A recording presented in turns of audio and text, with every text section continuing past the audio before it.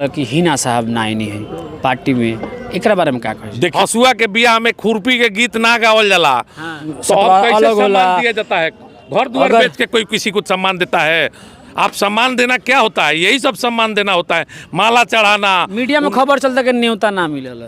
न्योता विनोद जायसवाल जी दिए थे, हम दिए थे, सब लोग आग्रह किए थे, हमारे विधायक जी गए थे, हरिशंकर जी, सब लोगों ने आग्रह किया था। चेतन आनंद के पिताजी या माताजी बताई लो कि आनंद मोहन खातिर एगो दरवाजा देश के एगो जगह ना छोड़ले रहे लो, जा जा के गोड़ धरत रहे लो देश में घूम घूम के। तो चेतन आनंद के लवली आनंद के आंसू पोछे वाला ना मिलल तो थक गई रहे लो।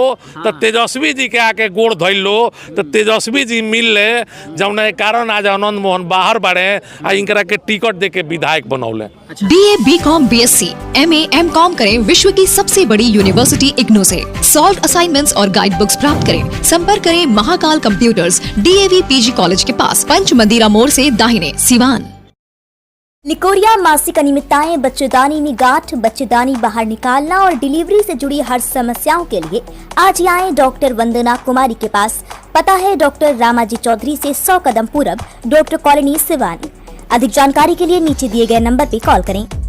देखिए अक्सर अपन वक्तव्य खातिर जानल जानी गब्बर यादव जी कार्यक्रम कैसन भले, कितना सफल भइल, कितना मेहनत से लागल रही है, तो दिन रात वो एक कर दिल रही है जी। देखिए सिवान के सभी उन सम्मानित बंधु को मैं आग्रह निवेदन और धन्यवाद दूंगा।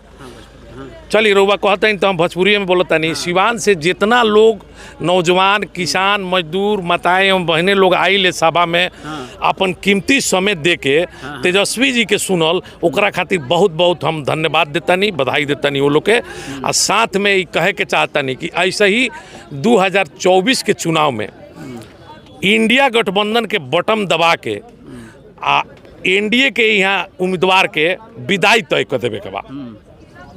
ठाकुर के कुआं के बारे में क्या कहे के चाहे? ठाकुर के कुआं सूखी के भरी कुआं, देखी कुआं के तो ठाकुर के कुआं के कोनो मेटरे ना रहे। ये तो अपने में लोग के झूठू के एकरा के मेटर बना देलस। अब ठाकुर के कुआं में का बा? कुछ नहीं के। चेतन आनंद जी कहते नहीं कि ठाकुर का कुआं हमने याद दिला दिया। चेतन आनंद के पिताजी या माताजी बताई लो कि आनंद मोहन खातिर एगो दरवाजा देश के एगो जगह ना छोड़ले रहे लो, जा जा के गोड़ धरत रहे लो देश में घूम घूम के। तो चेतन आनंद के लवली आनंद के आंसू पोछे वाला ना मिलल तो थक गई रहे लो। तो तेजस्वी जी के आके गोड़ धइल लो तो तेजस्वी जी मिल ले, जौन कारण आज आनंद मोहन बाहर बढ़े आ इनकरा के टिकट दे के विधायक बनौले। अच्छा, ये तो पूरा दुनिया देख लो। यहाँ के तो कहता नहीं कि एक हाथ से ताली ना बजेला, दोनों हाथ से बजेला। हम लोगों ने भी बहुत किया है। हर बात के तर्क हर चीज से ना दियाला। हसुआ के बियाह हमें भोजपुरी में कहावत बा, हसुआ के बियाह में खुरपी के गीत ना गावल जाला। ई कौन तर्क भइल कि हम लोगों ने सिमले नहीं मिलता तो आप जीतबे नहीं करते?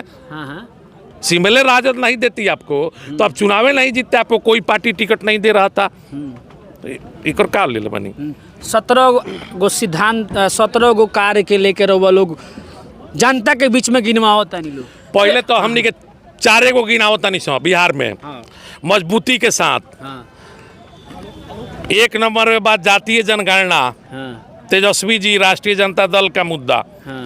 2 नंबर में बात रोजगार, देश में कहीं रोजगार नहीं मिल रहा था तो तेजस्वी यादव ने देने का काम किया।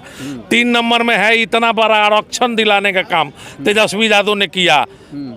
चौथा है सबसे नौजवान नेता, बिहार के नहीं देश स्तर पे माननीय श्री तेजस्वी जी लोकप्रिय हैं। तो इनको बनाने के लिए अब नौजवान जो है बिहार में संकल्प लेकर के हर सभा से जा रहा है। सम्राट चौधरी जी मुरैठा बांध के कहते रहे कि 17 विभाग जो 17 गो जन काम भइल बा ओकर कच्चा चिट्ठा खोल के हम रहे हैं, सब जांच करवाए हैं। सम्राट चौधरी जी को कोई रोक रहा है जांच करवाने के लिए? ऊपर में उनके पिताजी के सम्मान है नरेंद्र मोदी जी, तो ईडी और सीबीआई से वो टॉर्चर करवा अपना काम कराइए रहे हैं। तो उससे जब हम लोग नहीं घबरा रहे हैं तो इस सम्राट चौधरी के तो बिहार की जनता पागल कह रही है।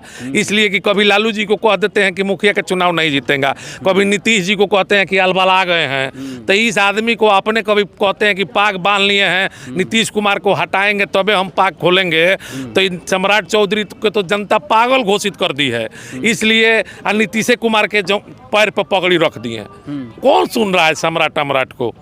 बस अच्छा, मेन आज हमारे दल से पास हुए हैं, वो राजद के उनके पिताजी नेता थे, वो भी नेता हैं, तो राजद से ही वो सीख कर गए हैं बीजेपी में। अच्छा, जैसे डस्टबिन नहीं कहे हमारे नेता, तो उसी डस्टबिन में अभी अचड़ा कचड़ा लोग रखा रहा है, सम्राट जैसे तमराट जैसे लोग।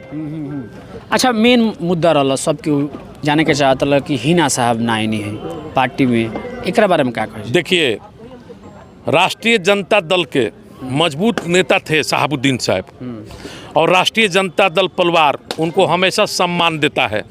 इसलिए आप देख लीजिए सिवान के अंदर, इस कार्यक्रम के अंदर एक भी पोस्टर नहीं होगा, हमने भी बनवाया है, उसमें भी शहाबुद्दीन साहब को हम लोग जगह देने का काम किए हैं, सम्मान देने का काम किए हैं।